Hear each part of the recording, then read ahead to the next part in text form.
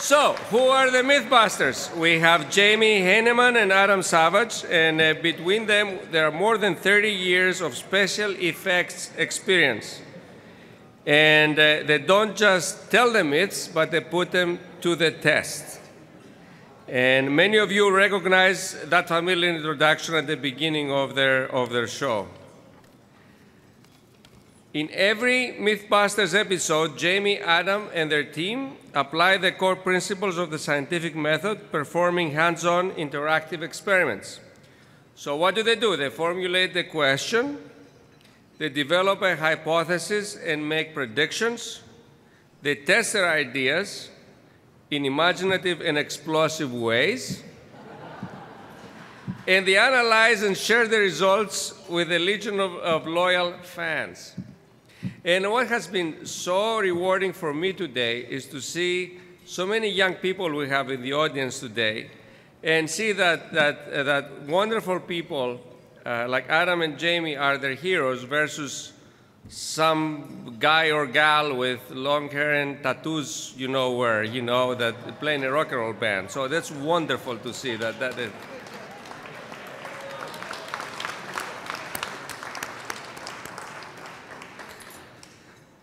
So, last year, at the request of President Obama, they tested Archimedes' solar ray. And it's a myth dear to me, since I'm Greek and soon to become Southern German. And now, if you don't remember the story of the Archimedes solar ray, this was the siege of Syracuse. And Archimedes used many mirrors to form a parabolic reflector that would set fire to the attacking ships of the opposing navy, the Roman navy. And the Mythbusters recruited an army of 500 school children to simulate the whole act and reflect the sun at a replica ship, but the result could not be reproduced, so the myth was busted. On that episode of Mythbusters, President Obama told Jamie and Adam that he and his daughters were big fans of the show. He told Jamie and Adam, "You make science fun and exciting and interesting, and nothing is more important to our country's future than getting young people engaged in math and science."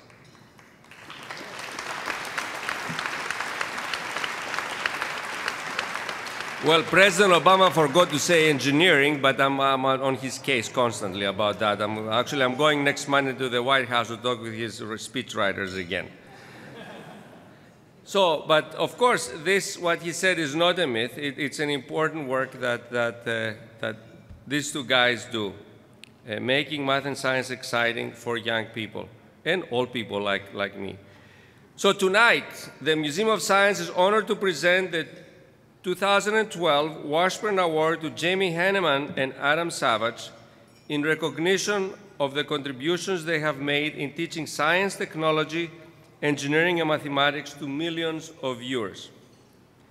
And now it's my pleasure to ask Jamie and Adam to join me on stage with Howard Messing, who is chair of our Board of Trustees. And I got to tell you, if you are excited that these guys are here, Howard is probably the most excited person that they're here. He nominated them to get this award.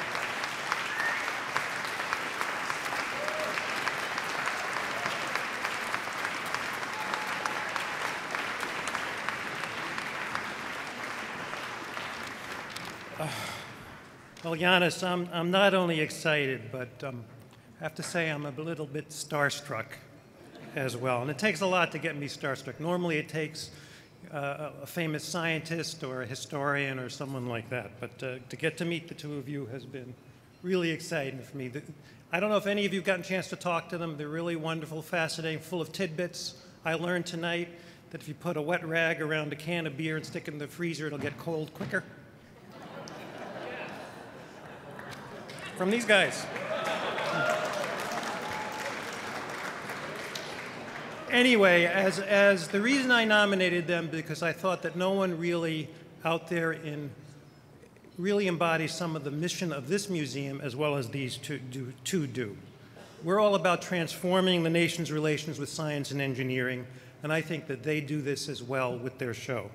So, as chairman of the museum's board of trustees and as a huge fan of your TV show, I'm honored to present you with the 2012 Bradford Washburn Award, which includes the Washburn Medal and these citations. The citation to Jamie reads in part, 2 decades ago, you founded M5 Industries and produced effects and props for more than 800 commercials and dozens of feature films, including RoboCop and Arachnophobia. Did I get that right? Yes. Okay. However, you were not content with an award-winning career in visual effects. You and your company are actively developing cutting-edge technologies stretching from toys to green vehicles to safety designs for military defense. As the co-host of the Discovery Channel's Mythbusters, you have entertained and educated millions of dedicated viewers.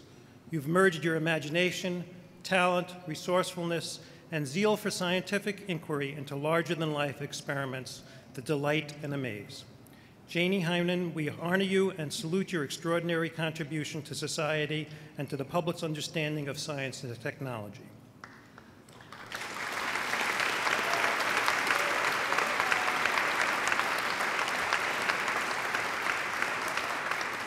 The citation to Adam reads in part, masterfully combining art, technology, and science, you have shaped your ideas using metal, paper, plastic, plaster, pneumatics, hydraulics, animatronics, neon, glassopowing, mold making, injection molding, and whatnot. For 2 decades, you have provided the visual effects for more than 100 television commercials and for such feature films as Star Wars Episodes 1 and 2 and Terminator 3.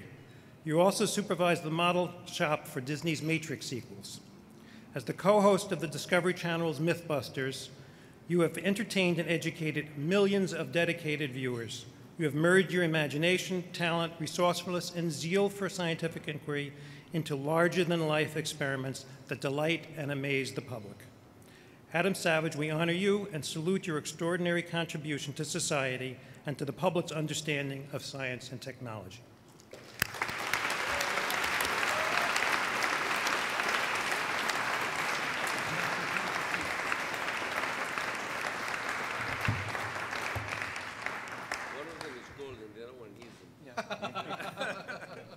I told them one of them is golden, the other one isn't, and they have to figure out which. Mine's gold! Here we go.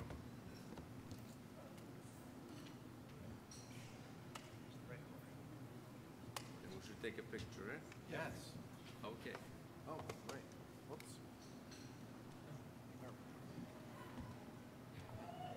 Yeah, I'm going to get the reflections done.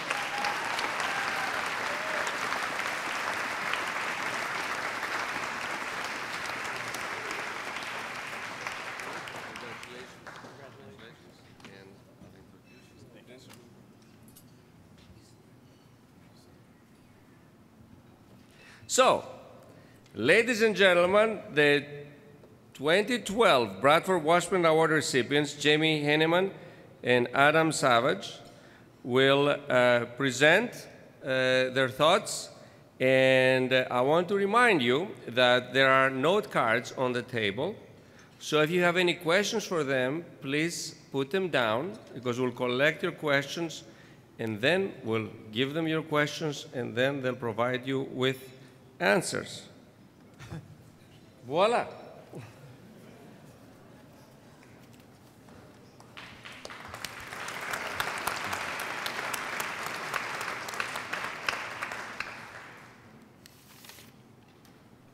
Okay. Jamie's just going to surf the web for a minute. Yeah. My computer wants to slide off this thing.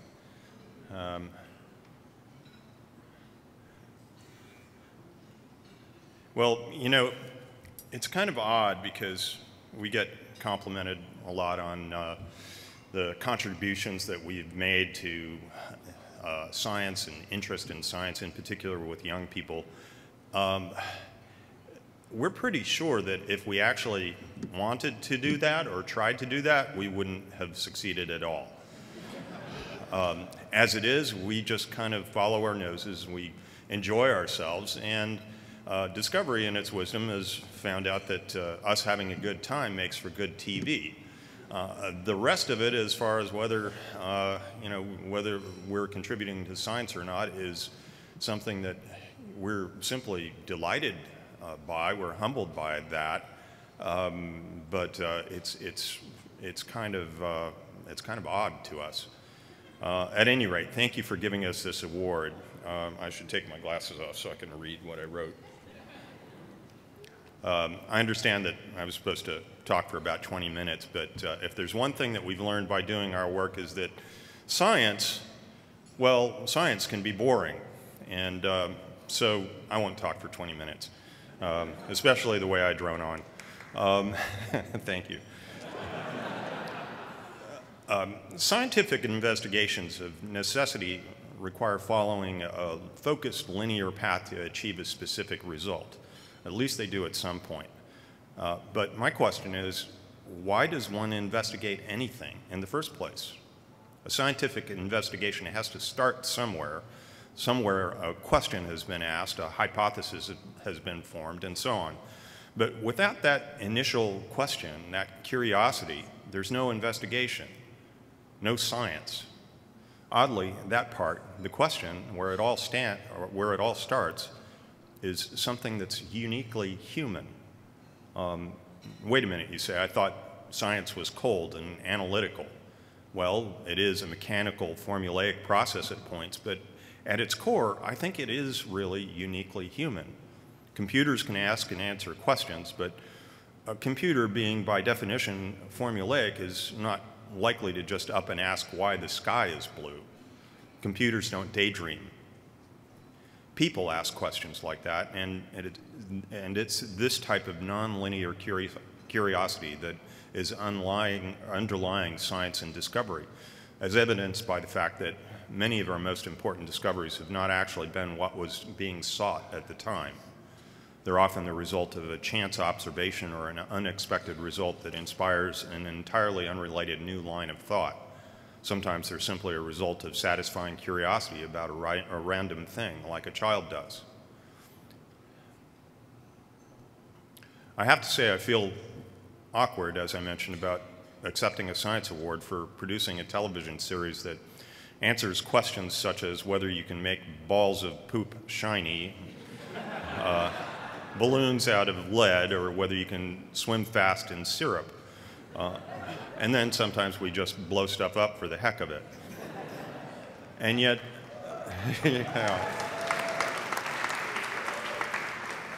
and yet, somehow, out of the mayhem, we seem to have inspired a generation of scientists and engineers.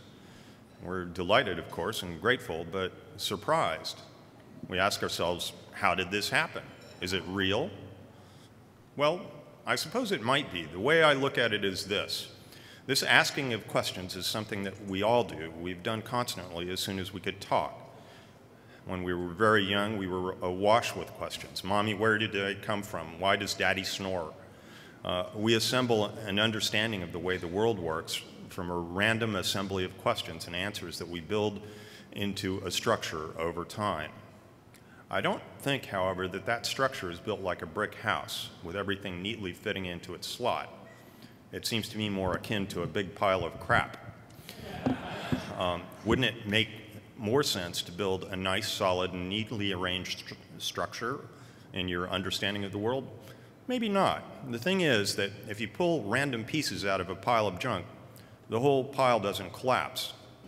Pull a few bricks out of a brick house and it might. That random pile of crap has already collapsed, and if you start moving pieces around or take them out, things may slide, causing little cascades of junk to fall down, but then they settle into the pile. I like to think of these cascades as ideas, as questions and answers.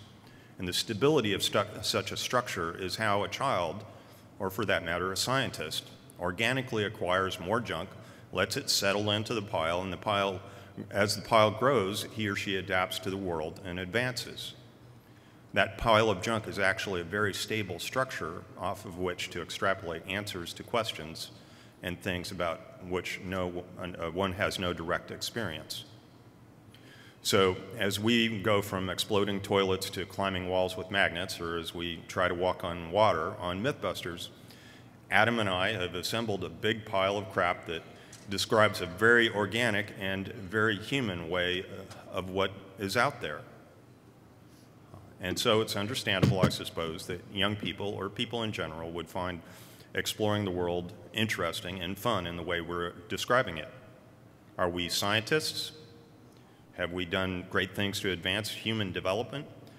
Perhaps not, but what we have done is, through our mischief, show how incredibly, fundamentally human science is. And if that's made it more appealing to people at large, then I'm all for it. Thank you.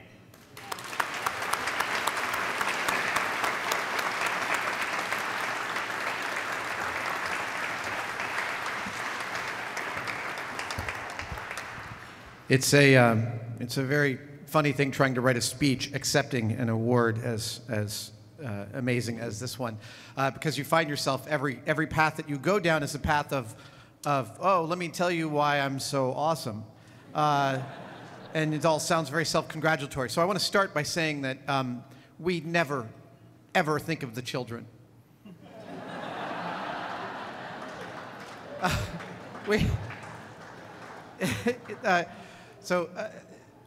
Chairman Messing, Board of Trustees, Museum of Science here, I thank you deeply for this humbling honor. It's to find our names on the list of past recipients of the Washburn Award is, again, ridiculously humbling.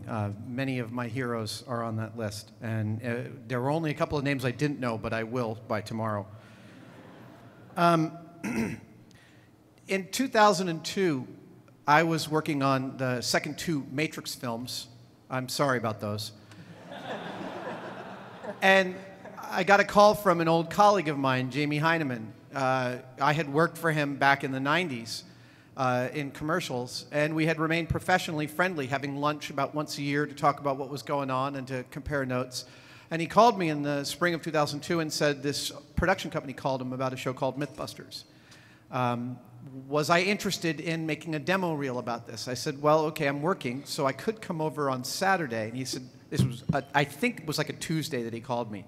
He said, no, they want it literally like tomorrow or the next day.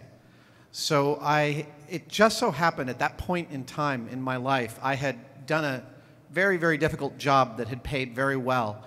And I had bought the first Macintosh laptop that you could actually edit digital video on, the Pismo.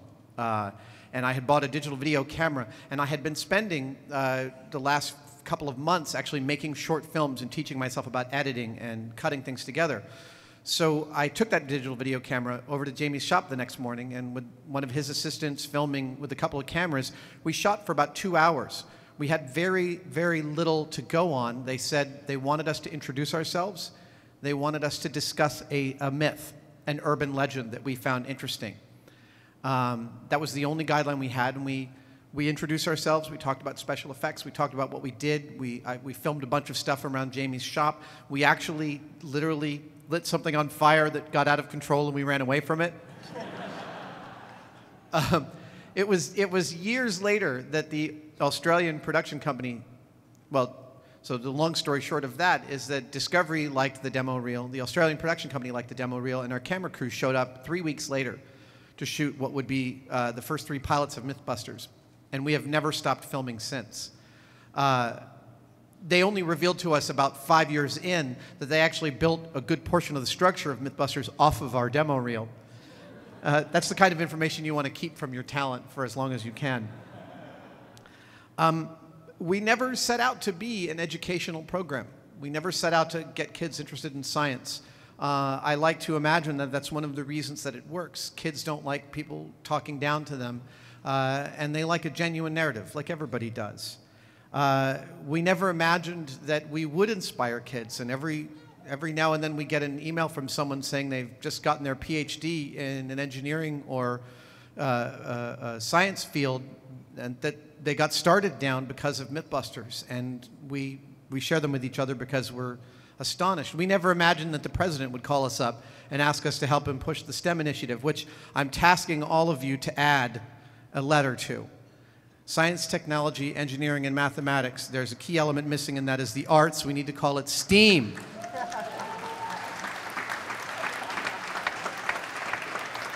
These things aren't separate. The scientific method includes a deeply creative step, which is form a hypothesis. And that is the most exciting step of all.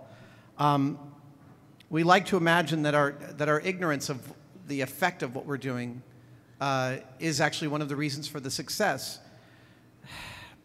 The desire for humans to understand things is clearly a universal desire. As hunter and gatherers, we are hunter and gatherers both macrocosmically and microcosmically. We want to know ourselves. We want to know the world around us. And, you know, there's this thing, when we meet kids, and we met a bunch of kids tonight, a lot of great science kids. And science kids are my favorite kids to meet. Because when children who are fans of Mythbusters see Jamie and I in the flesh, they often get this very similar look on their face, a kind of deer in the headlights sort of look.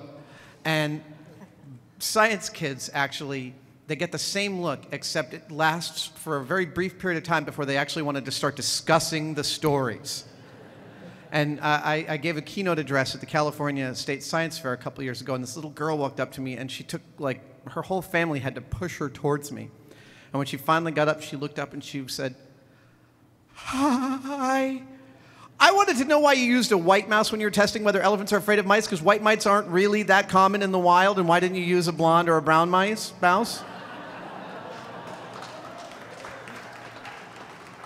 I said, "You are totally, completely correct. The reason is we thought we were producing fluff. We didn't realize we would get an actual result." Emerson says in Self-Reliance that to know that what is true for you in your secret heart is true for all is real genius. For us, what is true in our secret hearts, although we are very, very different humans, clearly, we both have the same desire and the same pleasure in knowing and understanding. And we have also, over the years of doing Mythbusters, learned to love the process of telling the story about how we come to understanding. And we thank you for this great honor, and we pledge to keep on telling that story as long as we're allowed to. Thank you.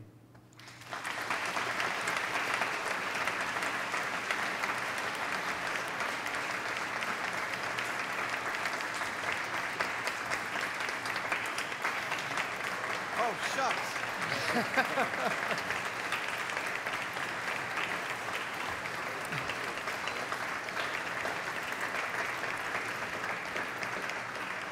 Thank you so much. This was great.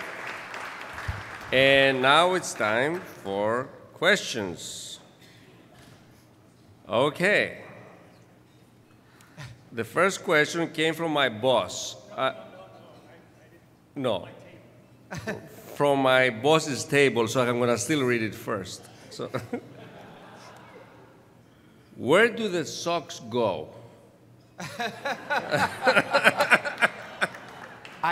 So am I mic? Can you hear me? I have no idea. We have a basket of socks that just gets larger all the time. I have a friend who wrote a screenplay about two kids that find a wormhole in space in a dryer. And when they go through it, they find a landscape strewn with socks. Cool. That's the best I can do. Very interesting questions, I have to tell you. More interesting than most of the other times. So, okay, if you were to design a curriculum for a degree in myth-busting, what courses would be required? That's very good, eh? Well, first, I guess it would be read everything. Yeah. I mean, it's funny that, you know, we've learned over the years that it almost doesn't matter what you know when you're starting out, as long as you can learn quickly. I mean, we've had cameramen. I know Timmy Elwood, one of our first cameramen, is one of the best builders I've ever met. He doesn't build for a living, but I can see how well he thinks through the process of making things, and I could tell that I could teach him anything. And there's an openness to learning skills. I mean, both Jamie and I have learned most of the stuff we've learned on the job and on the clock. And it doesn't mean that we're that good at any of those things, but we're good enough to use them like arrows in a quiver. Yeah, I worked as an employer in effects for a long time, and now we've, had to do the same thing on the show, or we bring new people in from time to time. The staff there tends to stick with us. So far, we haven't killed anybody off, so yeah, they, except for Buster, but that's his job. You know there's an international church of Buster because he's been resurrected so many times?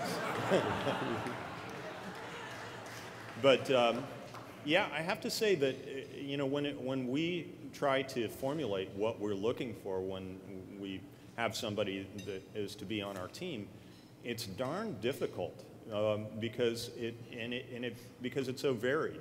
The range of things that we do on the show that we deal with goes from just everything that you can imagine. Everything is fair game, and so how do you put that in a job description? It has to be able to do everything. But it's also, you have to be willing to try anything, and that's a different set of parameters. Like I remember I was saying to one of my shop guys just about 3 weeks ago. He's new, and I asked him to drill me. I handed him a piece of strap steel, and I said, drill me a hole in either end, about 1 inch in. And I found him like 15 minutes later carefully measuring 1 inch. And I was like, unless I tell you that the dimensions matter, they don't. I literally grab a drill and drill what looks like 1 inch to you is good enough. And finding people who are willing to let go of their preconceptions about what they're doing. We argue all the time, but the moment the right idea shows up, we both let go. There's nothing more boring than arguing with someone because they want their idea to be the idea that they use rather than the right idea. And we take it as a point of pride with each other that, yeah. Well, and I think over time we've seen the crew take on that same kind of attitude about stuff, which is really a wonderful thing to observe.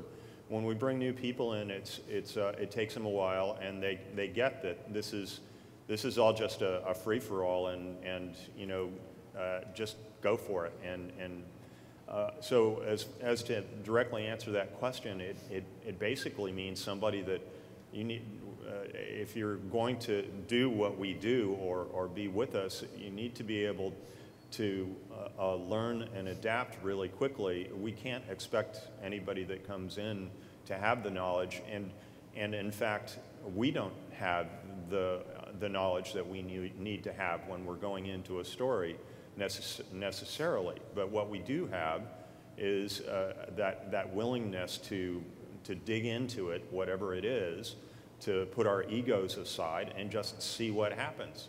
And we're so passionate about what we've personally learned by this whole experience that we look for people that do that same thing, that just are hungry for that. We call it having the fire. They just it can't be quenched. You just need more. And so that's kind of a weird job description.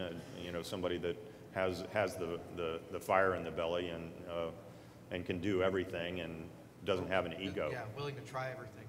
So Adam just mentioned that, if you want to drill a 1 inch hole, just go for it. Don't worry too much about it. And last time I tried that, I still have a hole on my kitchen floor. And so here is the question that one of you asked. That it was a low priority question, but after what he said, it became a high priority. How much of the construction on the show is done by the two of you? Most of it. Yeah. Most of it still.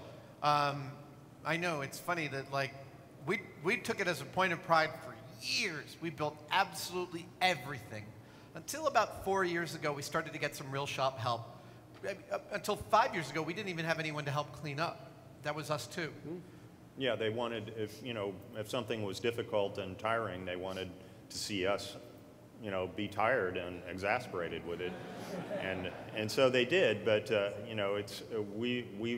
one of the other questions that we're asked all the time is that how much did we shoot out of the year, and we're shooting all the time. We work for like 3 months in a block, and then have a week or two off, and then do it again. And we've been doing that for 8 years. We've been doing that for, well, why not 10? Because the first season and a half had big blocks of time in Oh, between. actually, yeah. That the first season they tried to kill us off. So The first season was 8 months. The first 22 weeks were 6-day weeks, 11 hours a day. We bought pellet guns and we were just shooting each other at point blank range just to feel something. And then we went down to I'm so glad I don't have boys, We went down to 5-day weeks and kind of made it through that year. And then they said, great, now we want twice as many episodes next year. And that's when we brought Cary Grant and Tori in. Yeah, but that kind of, that part of it, I mean, we're not talking heads. We actually, when we're doing something, while we may not be the best that there is at doing that particular thing, we're competent at it as a rule, and we orient ourselves quickly. So it is in fact the part of the process. It's all about the process. As I'm fond of saying, we look at what we do like an adventure, and you might think of it as an adventure, say, climbing Mount Everest. Well, you don't do that because the view's so great at the top. It's about the process. And so for us, we embrace that process. And to do that, we don't just talk about it. We are the process. We're part of it. Terrific. So I have two more questions that sort of fill in the same category. Which was your favorite myth to test, and what was your most surprising discovery? Well, I was kind of fond of the poo balls, but Well, there's one we did years ago about a guy who got so stinking drunk at a party, he realized that he could not safely drive himself home. He also did not want a DUI. So he convinced a friend to drive him home. His friend, however, was blind. He figured that ticket's not as bad as a DUI. So we went out to a police driving range and we tested it with ourselves. I blindfolded myself while Jamie gave me directions and vice versa. And then we got a real blind guy. And the blind guy was first of all, surprisingly, a better driver than either of us. Because he had no preconceptions. We close our eyes and we immediately attempt to map what we've just seen onto the darkness and try and imagine what's going on. He doesn't. You tell him to turn left, he turns left until you tell him to stop. Whereas we're constantly correcting for this fake world we've created in our head. So then, of course, the next step was that Jamie got drunk. He got drunk on Maker's Mark, which we didn't identify as Maker's Mark in the show, but the distinctive wax on the neck of the bottle was clear, and they didn't appreciate that he laid down in the gutter to get drunk. yeah, I thought it would be funny, but they didn't. So they sent us an angry letter. But Jamie, drunk, got in the back seat of a car in this abandoned neighborhood that we filmed down in Monterey, California.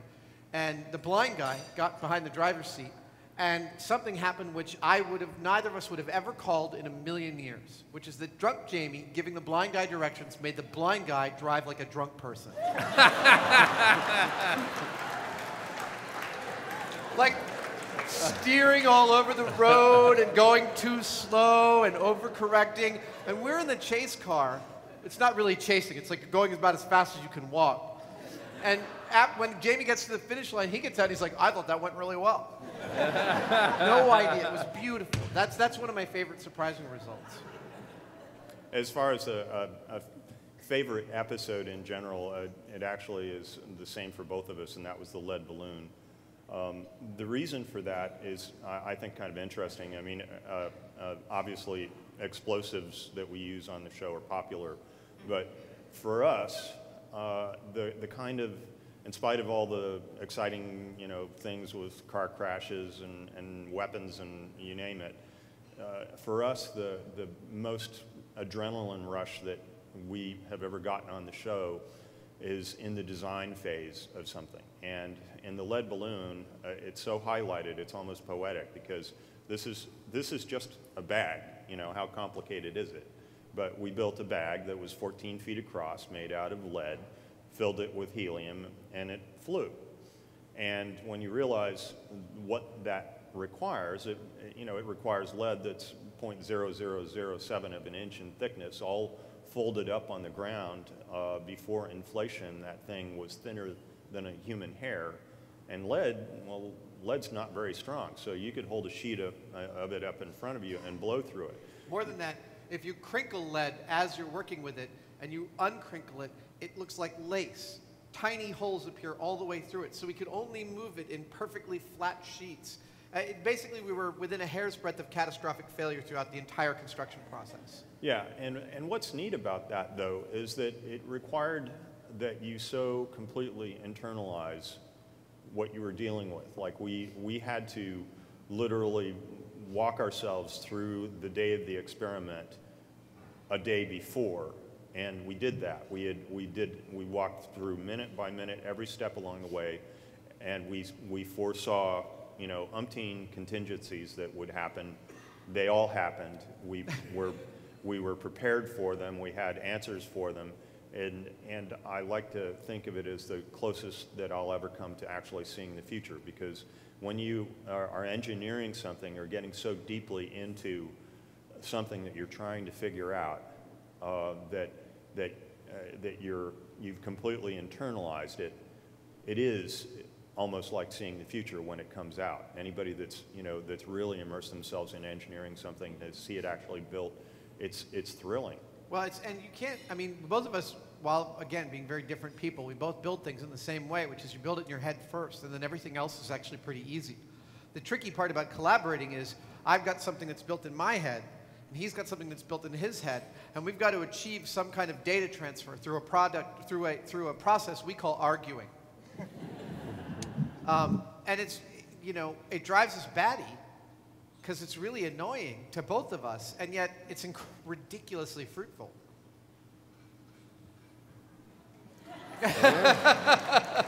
So I have a question that I think it's on one of our younger attendees today. Jamie, on a scale of 1 to 10, how insane is Adam?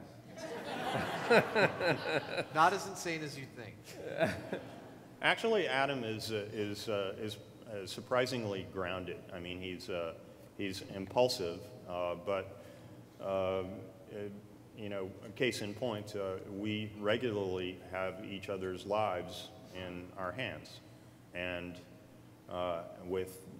given the fact that we're constantly replicating circumstances in which people got maimed or killed, if Adam was insane, I don't think that it would work out for me too well. So, and we've been doing this for 10 years, and the worst injuries, this is another question that often comes up, the worst injuries we've had are broken fingers due to handling our rather heavy safety panels. So the safety equipment actually is the most dangerous thing. You know, those blast shields you might see us use, they weigh a couple hundred pounds, and they've thrown out 2 backs and broken 3 fingers. Yeah, but you know, errant cannonballs notwithstanding, it's we haven't hurt anybody yet in any serious way. So I had 3 questions that I'm trying to package in one. If you have children, and then what are the most valuable science engineering lessons that children should learn, or you learned as children? And what experiments would you have children participate in? What kinds of experiences? I'm the only one of us that has kids that we know of. I always say that. I like pretending Jamie's an international playboy. I have twin 13-year-old boys right now, and it's a freaking nightmare and fantastic, all at the same time. A couple of years ago, a wonderful guy named Gaver Tully gave a beautiful TED Talk called 10 Dangerous Things You Should Let Your Children Do. And it led to a book called 50 Dangerous Things You Should Let Your Children Do. And he runs a summer camp called the Tinker School, and he actually runs an alternative school in San Francisco now called Brightworks. And among them are things like you should let them play with fire. You should let them put pieces of wood together with nails. All these things that you don't want to do. But in fact, that when you let your kids do that, and they do get hurt and bruised and they cut themselves, that's, you know, the interface that we have with the world is a bombastic one. You can't sanitize it. And nor for most of human history has anyone expected it to be sanitized. And both of us have, 40 or 50 stitches each from various things that have gone on over the years. And every single one taught us something really important. If only not to hold a knife like this. I think that letting kids explore, the axiom I try to follow the most with my kids is letting them explore their interest. My parents did that to me. They let me start using my dad's charge account at the hardware store when I was 13. And when I moved into New York City when I was 18, I got to use his account at the art store. And amazingly, I never abused that privilege. But I knew that my parents would support something that I was interested in. I make a very specific point of doing that with my kids.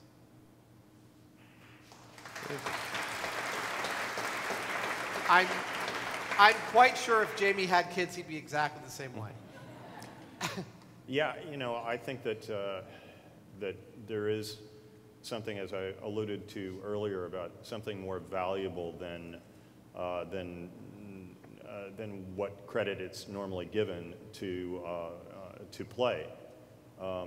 Allowing kids to play and explore is something that is, it's not just for their entertainment. It's something that, that it's the way animals learn, it's the way children learn, and it's the way that we've learned on our show. So if we're any example, not that, again, gratuitous use of high explosives is something to be, modeled by children, but it really is, I think, a powerful motivation for kids, because there's a way, this is an organic way that people absorb information.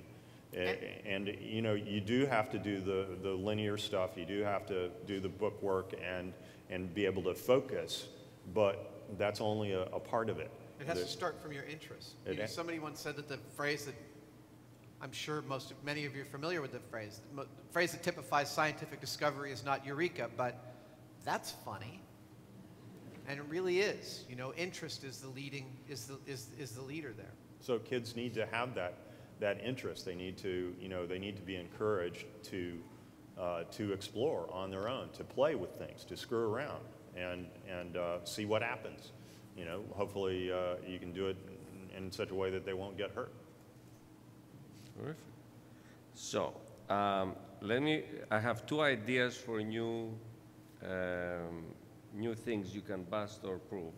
So I'm going to read them, and these are from younger participants, and then I have a question for you. You don't respond to unless you want to, on the idea. So, idea for a show. Does a T-Rex runs faster than Usain Bolt? And Jurassic Park, Mythbusters. And the second one is... So you've got to chase Usain Bolt with a T-Rex. Yeah, well, the second one is it possible to make a toy car drive faster than a car? Totally. But it depends on the car.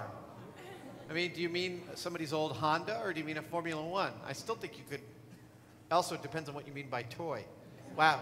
This is the thing we kept on coming up with in the early days of Mythbusters, is like, what are the terms? And we'd spend a whole episode realizing we had started with the wrong terms and were asking the wrong question. And then we would build that into the show. And meanwhile, I'm trying to cheat the whole time. So that's a whole new level to it.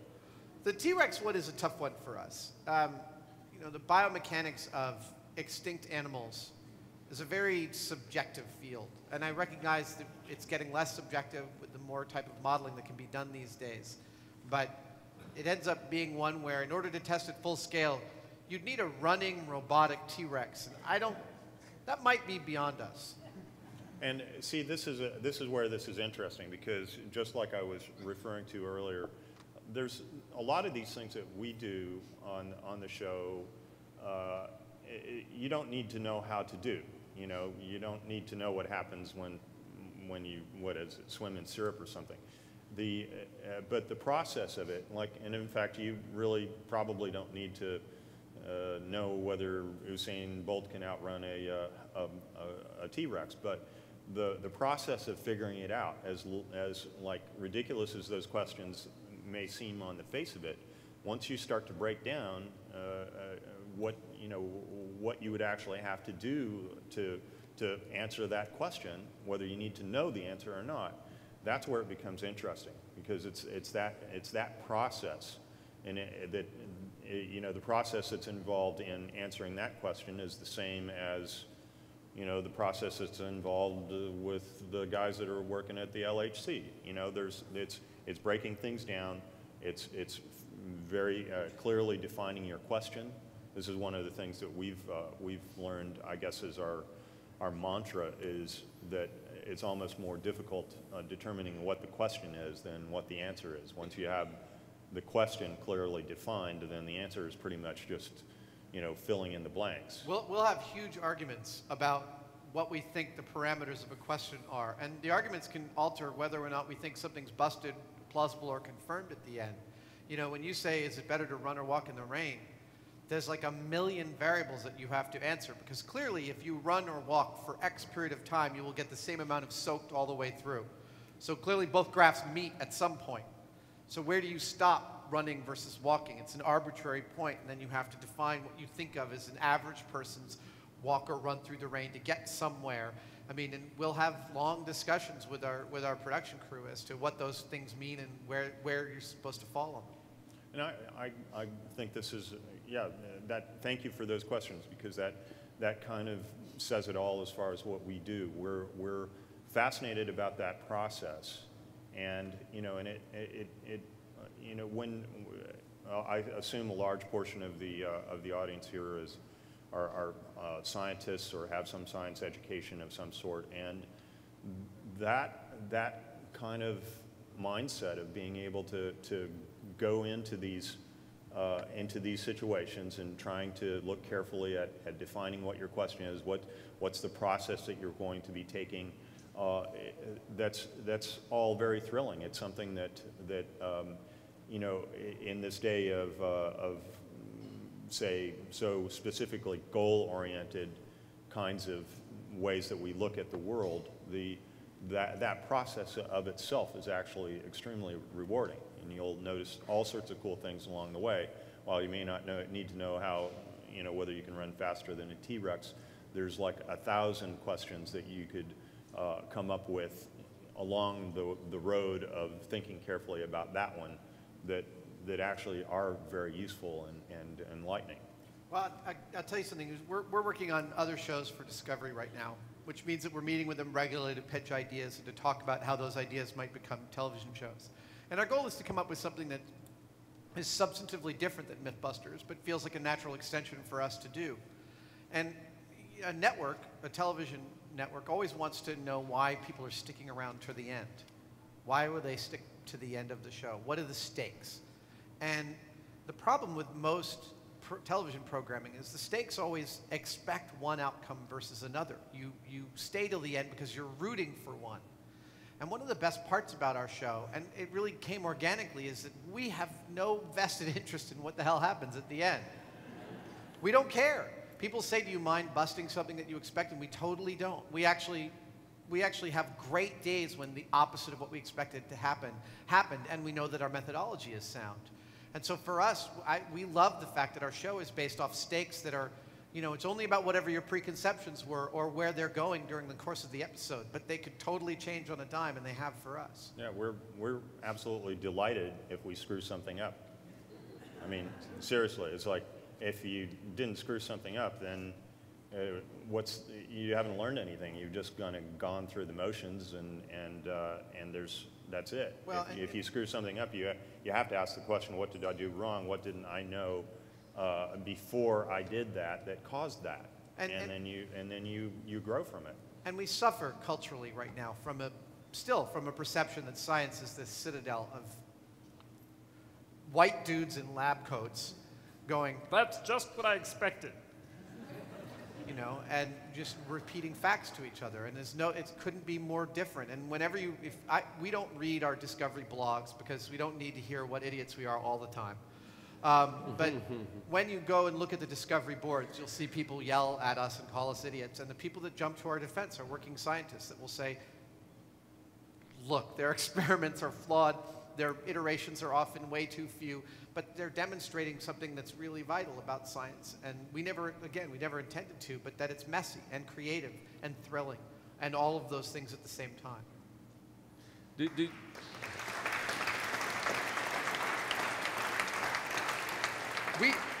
All of this, by the way, we had no idea before we started doing the show. Do you think there are any myths too sacred to bust? Maybe too sacred for a cable network. I mean, you know, given the rules of American commerce, we're never going to test whether bottled water is cleaner than tap water.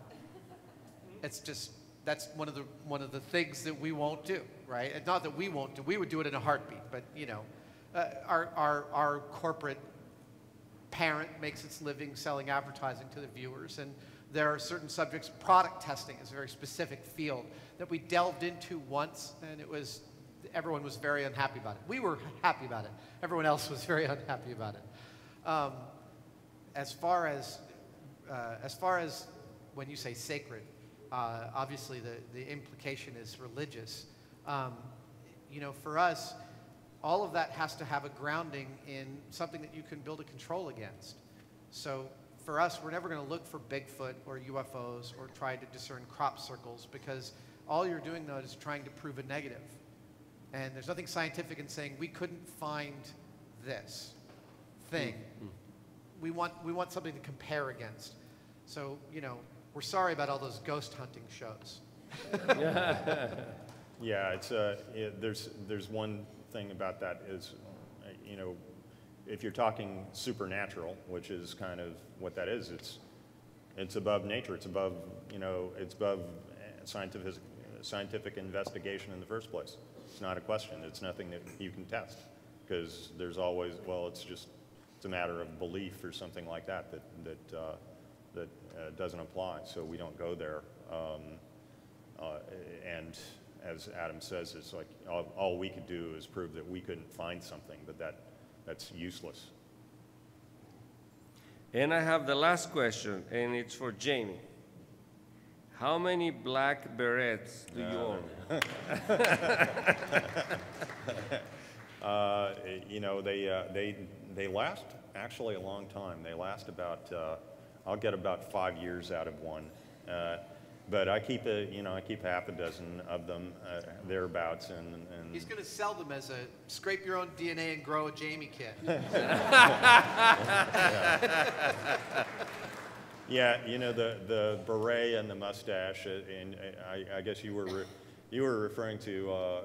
Thank goodness it's us that are role models instead of tattooed guys with long hair. I happen to not have any hair except for what's on my face, so. So that's my, you know, due nod towards long hair, and you had long hair in high school. I did when I could grow it. Now I can't.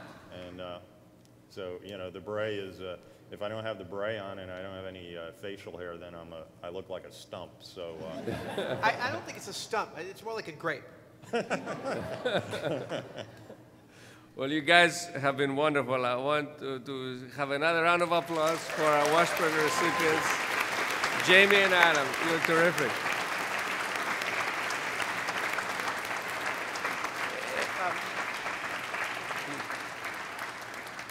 I think I speak for both of us, but I want to say, you know, taking pictures with everybody earlier and talking to everybody earlier, especially all the young people, it's clear that this group is glued together by a love of science and scientific discovery. This is a remarkable museum. I've actually been here half a dozen times, 3 times just to see Mathematica. It's one of my favorite exhibits on the planet. And like, it's weird, I'll just tell you outright, it's weird being famous. But it's pretty great in a crowd like this. So thank you guys. Thank you. It was wonderful having you here. Thank you. Wonderful.